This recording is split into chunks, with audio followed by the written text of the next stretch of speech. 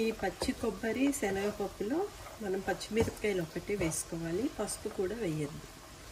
కొబ్బరి వేసాం కదా, దాని కలర్ అంతా చేంజ్ అయిపోతుంది. అందుకనేసి ఉట్టి పచ్చిమిరపకాయలు వేసుకుంటే చాలు.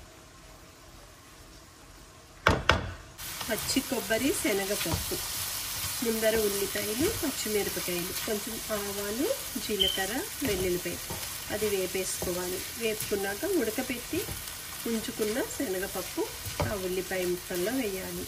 దాన్ని కొంచెం అట్లా తిప్పేసాక దాంట్లో పచ్చి కొబ్బరి వేయాలి. తర్వాత కొంచెం సాల్ట్ వేసుకోవాలి. పచ్చి కొబ్బరి శనగపప్పు కూర రెడీ. చాలా బాగుంటుంది ఈ పచ్చి శనగపప్పుతో కూర. ఎందుకంటే శనగపప్పు ఉడకపెట్టి పక్కకు పెట్టేసుకోవాలి. ఉల్లిపాయలు వేసుకోవాలి, పచ్చిమిరపకాయలు, ఉల్లిపాయలు, కొంచెం తాలింపు, కొంచెం పచ్చి కొబ్బరి, కొంచెం సాల్ట్.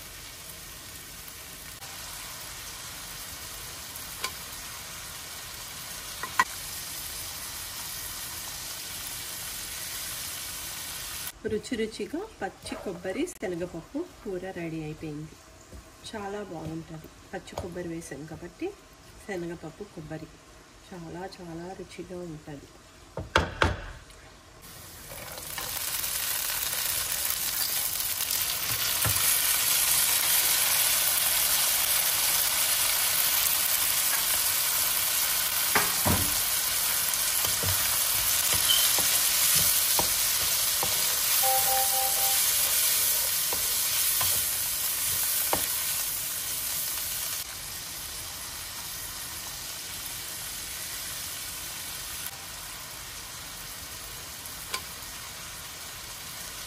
పచ్చి కొబ్బరి శనగపప్పు, ముందర ఉల్లిపాయలు, పచ్చిమిరపకాయలు, కొంచెం ఆవాలు, జీలకర్ర, వెల్లుల్లిపాయ అది వేపేసుకోవాలి. వేపుకున్నాక ఉడకపెట్టి ఉంచుకున్న శనగపప్పు ఆ ఉల్లిపాయ ముక్కల్లో వేయాలి.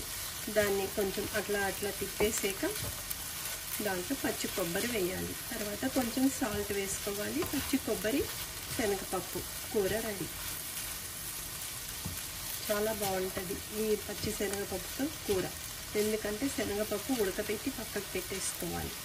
ఉల్లిపాయలు వేసుకోవాలి, పచ్చిమిరపకాయలు, ఉల్లిపాయలు, కొంచెం తాలింపు, కొంచెం పచ్చి కొబ్బరి, కొంచెం సాల్ట్. ఈ పచ్చి కొబ్బరి శనగపప్పులో మనం పచ్చిమిరపకాయలు ఒకటి వేసుకోవాలి, పసుపు కూడా వేయద్దు. కొబ్బరి వేసాం కదా, దాని కలర్ అంతా చేంజ్ అయిపోతుంది. అందుకనేసి ఉట్టి పచ్చిమిరపకాయలు వేసుకుంటే చాలు.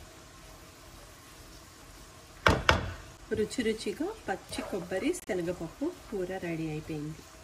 చాలా బాగుంటుంది. పచ్చి కొబ్బరి వేసాం కాబట్టి శనగపప్పు కొబ్బరి చాలా రుచిగా ఉంటుంది.